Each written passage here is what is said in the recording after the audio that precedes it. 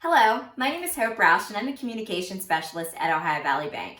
Happy spring! April is a great time to embrace all that spring has to offer, especially after a long winter. April also hosts the American Bankers Association's Teach Children to Save Day, which is celebrated April 22nd this year. However, we plan to celebrate Teach Children to Save all spring long with fun, interactive lessons.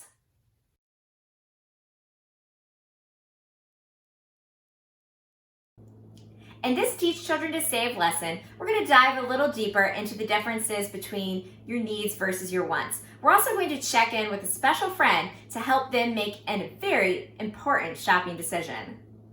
Spend or save? Let's decide. To help us decide, meet Velociraptor, aka Penny. She was named after the penny, one of the first coins to be minted in the United States. She is a key member of the Sensible Superhero team, which promotes the importance of saving and good money management skills. In her spare time, she loves to run. In fact, she just burned a hole in her favorite running shoes, so it's time for her to buy new. Decisions. Penny has a set amount that she would like to spend on the shoes, which she does consider a need since she cannot run until she purchases a new pair. She visited her local running shop and found 2 pairs that she really liked. One pair that fits and is within her price range, and another pair of gorgeous purple beauties that really caught her eye. Only problem is the purple shoes are slightly over her set budget.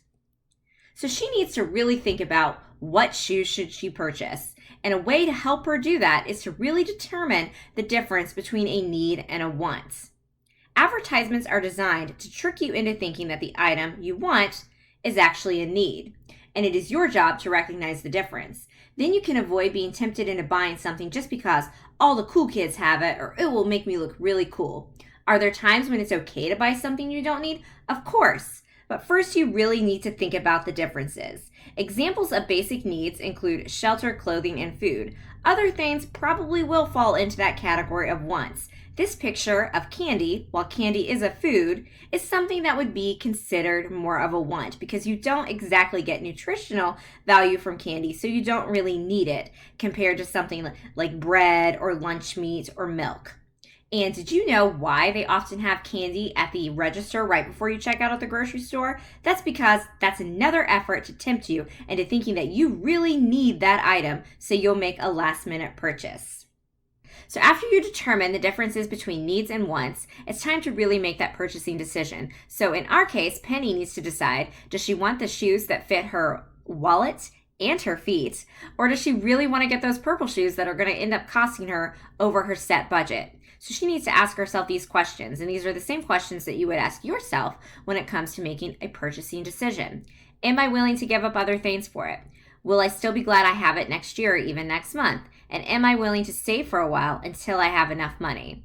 So what it means by willing to give up other things for it, let's say Penny does choose to buy those purple shoes. That means she's gone over her budget, so she's going to have a little less extra spending money than she normally would. So if all her sensible superhero friends went to the movies, for example, Penny might not be able to purchase a ticket to come with them because she had already spent that extra money on those shoes. Will I still be glad I have this next year or even next month?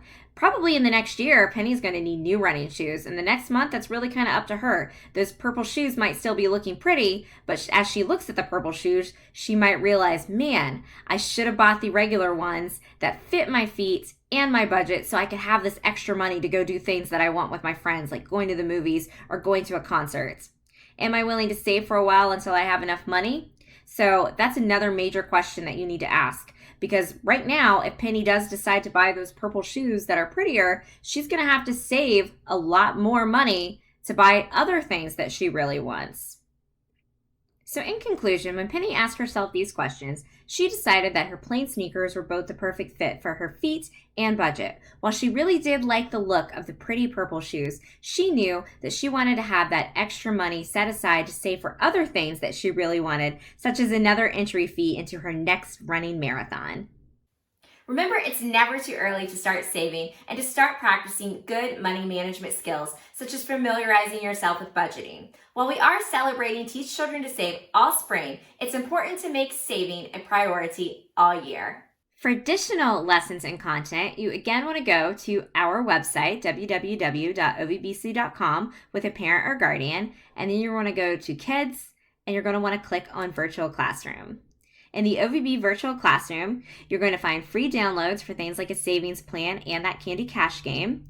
And you can also choose your class. For example, you can check out our OVB Adventures in Savings 2020 edition, our OVB Virtual 4-H Bootcamp lessons, and OVB Adventures in Credit 2020 series. Additional content can also be found under the Kids tab by clicking on the Sensibles. The Sensibles are a fun world of virtual personal finance that take you along a journey with our Sensible superhero team. Once you click enter, you will find many games and activities to choose from.